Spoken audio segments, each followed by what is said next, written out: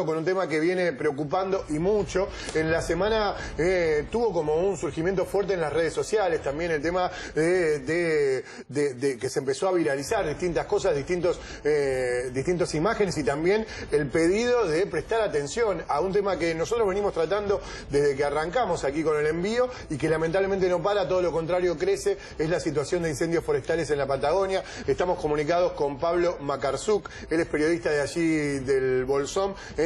¿Cómo estás, Pablo? Gracias por atendernos. Pablo.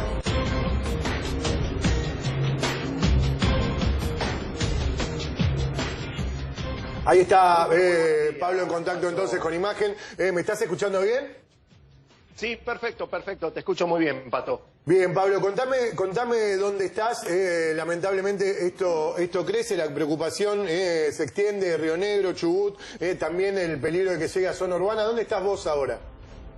Ahora en este momento me encuentro en el Bolsón, la ciudad principal de aquí de la comarca Andini, donde tenemos conectividad, la zona afectada por los últimos incendios, que para que se den una idea fueron más de 14.000 hectáreas lo que se prendió desde el martes en cuestión de muy pocas horas y que sigue estando activo. Estamos aquí en el valle rodeado de montañas y está todo con humo difuso porque el fuego sigue estando en diferentes puntos activos, pero lo que más preocupa es lo que arrasó este fuego. El martes por la tarde varios focos de incendios se prendieron en un día con 30 grados de temperatura, mucho viento. Era el combo explosivo como para que un fuego se desatase y que no se lo pudiese controlar. Más de 250 casas quedaron reducidas a ceniza. Ayer recorría nuevamente la zona y es un desierto de ceniza, y vas avanzando y te encontrás restos retorcidos de lo que eran las chapas y es lo único que queda de las casas, o quizás algún esqueleto de alguna pared. Bueno, muchísima gente, más de 1000 personas que quedaron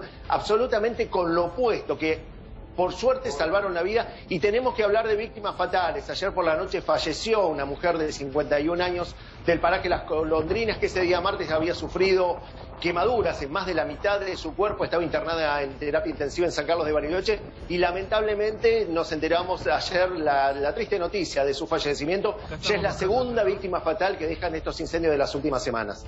Pablo, hablaste de varios focos y obviamente de la rapidez con la que todo creció, ¿no? Exactamente. Ese día estaba pero muy complicado. A las 3:30 de la tarde comienza el primero de los focos en la zona de Las Golondrinas, que es un sector de chacras, un sector rural con muchas casas dentro del bosque. Esto es uno de los panoramas más complicados para combatir un incendio forestal. Eso fue a las 3:30. A las 6 se desata otro en Cerro Radal, que es un lugar de mucha forestación de pino, pero también densamente poblado, a unos 7-8 kilómetros de este primer incendio. En simultáneo, en Cholila, a 90 kilómetros de aquí, se dan dos incendios también muy cerca del casco urbano, mientras ya teníamos otro en el Maitén, otro en Epuyén también esa misma tarde, a 40 kilómetros de aquí, cerca de la medianoche de ese martes, aquí en el Bolsón, en la zona de Mallinogado, también zona rural, otro incendio más. Por eso se está investigando, y una denuncia presentada federal de Esquel, y se está investigando porque hay altos indicios que al menos algunos de estos focos habrían sido intencionales. Lógico. Es terrible la repercusión que está teniendo en nuestro país. La verdad que las redes sociales han tomado mucho el tema. No sé cómo sienten ustedes, si están sintiendo realmente el apoyo del gobierno nacional, que entiendo mandó refuerzos. Sí, se han mandado por un lado refuerzos de brigadistas que han llegado de diferentes puntos del país. Lo que se está solicitando, bueno, también tiene que ver con la asistencia de aquí para adelante, por toda esta gente que ha visto con pérdidas totales, pero también hablamos de gente que se vio afectada en parte, sus casas, muchísimos vecinos que todavía no tienen luz, que no tienen agua, no hay comunicaciones en el sector, por eso estamos desde aquí, desde el Bolsón, porque la zona del incendio está totalmente incomunicada, no podés hacer ni una llamada telefónica por celular, entonces se necesita la asistencia de aquí para adelante. En el día de ayer estuvo el presidente Alberto Fernández, ya ministros habían estado, por ejemplo Juan Cabandier, desde el día jueves ya se encontraba aquí en la zona, el ministro de Ambiente, y en el día de ayer llegó el presidente Alberto Fernández para firmar acuerdos, hacer una serie de anuncios. Lamentablemente fue, bueno, violenta los pocos minutos, tenemos que hablar que 27 minutos más o menos estuvo en Lago Puelo, porque el clima social está muy caldeado, no solo por los vecinos que lo han perdido todo, por estas sospechas de que los incendios serían intencionales, sino también en Chubut es una provincia prendida a fuego, donde los empleados están con más de 2 o 3 meses de atraso con sus sueldos, y se hizo presente el gobernador Mariano Orsioni, que en teoría en principio no iba a estar formando parte de la comitiva. Esto caldeó más los ánimos, y un grupo de unos 50 personas manifestándose en contra de los proyectos mineros que está impulsando el gobernador Orsioni, lamentablemente apedreó la camioneta donde se estaba trasladando el presidente Alberto Fernández. Rápidamente lo tuvieron que traer hasta aquí, hasta el Bolsón, con custodia policial, y el helicóptero presidencial partió, y desde aquí, desde el Bolsón, volvió hacia Bariloche y desde allí a Palomar. Bueno, lamentablemente una tristeza, porque se estaba esperando los anuncios. Estamos allí junto con medios de todo el país para la conferencia de prensa para conocer estos anuncios. Medidas que sí se pudieron firmar los acuerdos, pero hubiese sido importante poder dialogar, y principalmente que el presidente tome contacto directo con los vecinos. Pablo, perdón, una cosita, porque ya varias veces dijiste lo del tema intencional, y eso es una de las cosas que más despierta que la gente sospeche, ¿no? Que lo que circula en redes sociales tenga que ver con eso, con denuncien. Contame vos ya desde ahí, teniendo conocimiento del tema, ¿por qué son esas sospechas? Digamos, ¿dónde tienen asidero esa sospecha de que puede haber sido intencional? Lamentablemente lo que vivió ayer el presidente es una muestra de lo que se está viviendo aquí en la zona cordillerana en este último tiempo, con muchos hechos de violencia, ya sea por manifestaciones violentas, pero incendios intencionales tenemos, por ejemplo, en la zona de Villa Mascardi. Aquí también hemos tenido incendios de maquinarias que estaban trabajando o en tendidos eléctricos o en obras de asfalto. Estos incendios intencionales se vienen repitiendo. Bueno, esto es algo de lo que se está viviendo, por eso los vecinos no nos asombra cuando nos dicen pudo haber sido intencional, porque aparte hay ciertos indicios. Por ejemplo, aquí el que se prendió en el Bolsón, decían, fue un cortocircuito. En el transformador donde comenzó este incendio, el transformador está impecable, no hay una sola marca. Charlamos con la gente de la empresa de la compañía eléctrica, no hay un solo indicio que ese transformador haya estado en cortocircuito. También se han encontrado en algunos sectores algunos elementos combustibles, como servidones, como ser elementos precursores. Por eso se está investigando. Es muy difícil poder determinar. Bueno, primero si fue intencional o no se podría determinar, pero luego encontrar un culpable realmente es muy difícil. Pablo, ¿a quién le conviene, no? También es lo que hay que buscar. Bueno, hay muchos intereses ahí, y a propósito de esto que decías, Pato, y lo que decía también Pablo, se lo corrió finalmente a Orsioni, el presidente Alberto Fernández, lo bajó de la delegación de la comitiva, se coló también ahí un proyecto o reclamo de muchos habitantes de la provincia por un proyecto de megaminería. Por eso hay muchas cuestiones ahí, hablando de intereses, Pato. Pero la pregunta que te hago, Pablo, es, ¿han lanzado una recompensa, creo que en ambas provincias, para alguien que pueda aportar datos sobre los posibles responsables de estos incendios intencionales? Sí, exactamente. Se anunció una recompensa por los estados provinciales de 3 millones de pesos a quien pueda aportar algún dato cierto, porque hay muchas suposiciones. Vecinos que han visto, por ejemplo, un vehículo, puntualmente hablaban de un auto blanco que se lo habría visto en diferentes puntos donde luego hubo focos de incendio. También este auto se lo habría visto en alguna ocupación de tierra violenta que tuvimos meses atrás. Por eso toda esta información ya está en manos de la justicia. Inclusive el senador por Río Negro, Alberto Bretilnec, presentó algunas fotos, algunos testimonios, y hasta esta recompensa de 3 millones de pesos para quien pueda tener algún dato, porque si hubo allí alguna logística, según dicen los expertos aquí, estaría muy pero muy bien orquestado esta cuestión. Para que nos pongamos en contexto, aparte de que fueron 7 focos de incendio en simultáneo en un lapso de muy pocas horas, que ya de por sí suena raro, todo esto fue en un día donde, como les mencionaba, había mucho viento, había mucho calor, la vegetación está muy seca, por lo tanto el índice de peligrosidad de incendio está extremo, pero aparte, la gran mayoría de los brigadistas estaban trabajando desde el día domingo en otro incendio cerca del Maitén, donde también se cobró una víctima fatal, donde se quemaron más de 10.000 hectáreas.